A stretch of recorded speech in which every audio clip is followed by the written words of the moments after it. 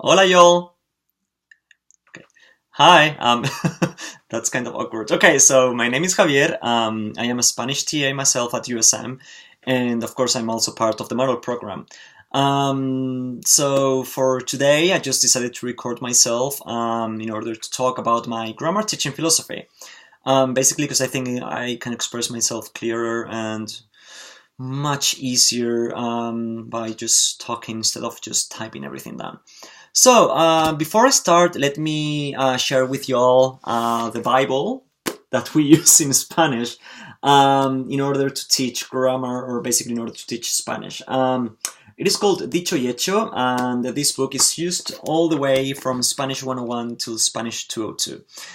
Although we have previously discussed in other model courses about the positive and the negative points of this book, especially with Dr. Burnett, I have to be honest with y'all, and I really don't know how to feel about this book. I would just describe this book as a great hodgepodge. Personally, I think that this book leaves all the thickest grammar units to the middle slash end of the book.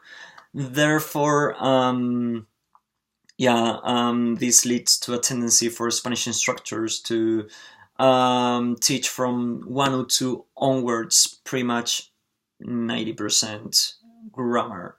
And of course, you know that all these, you know how students are, and these normally tend to bore the students in a great way. And of course, this prejudice that the students have with regards to grammar, and of course, this all leads to just one thing: a challenge for teachers to think of creative ways to introduce grammar in a fun and not that much grammar centered way. I don't know, it is challenging, certainly. About my grammar teaching philosophy, I would just describe it, or I would just pretty much use the 3Ps method, which is pretty much what everybody did. And of course, this is a presentation, practice, and production. The way that I present the new grammar concept, it really depends on the topic itself. Let me think.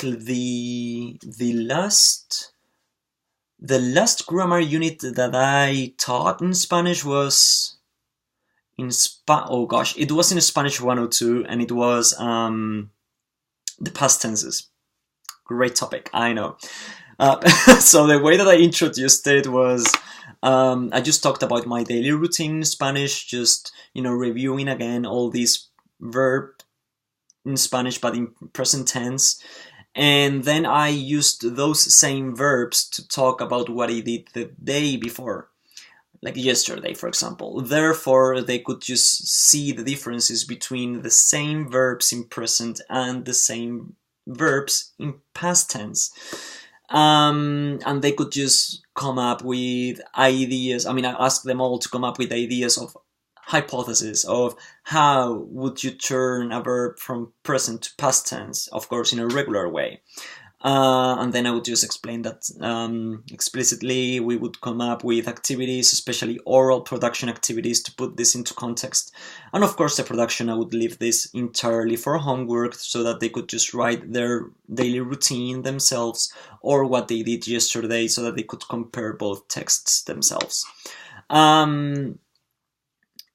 I think that I've been teaching grammar pretty much in a self in a by myself, in the sense that I've never been told how to properly teach grammar until this point.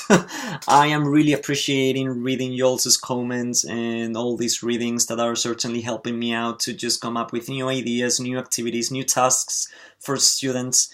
And I am trying not to follow the way that I was taught grammar, basically because it was based entirely in filling the gaps, and pretty much in a very automatic way, as if we were robots. And at the end, this led to a tendency of just knowing the grammar itself, knowing the concept, but not being able to put the concept in a communicative approach or within a conversation. That's why I am trying to embrace as much communication, especially oral communication, as possible in my classes.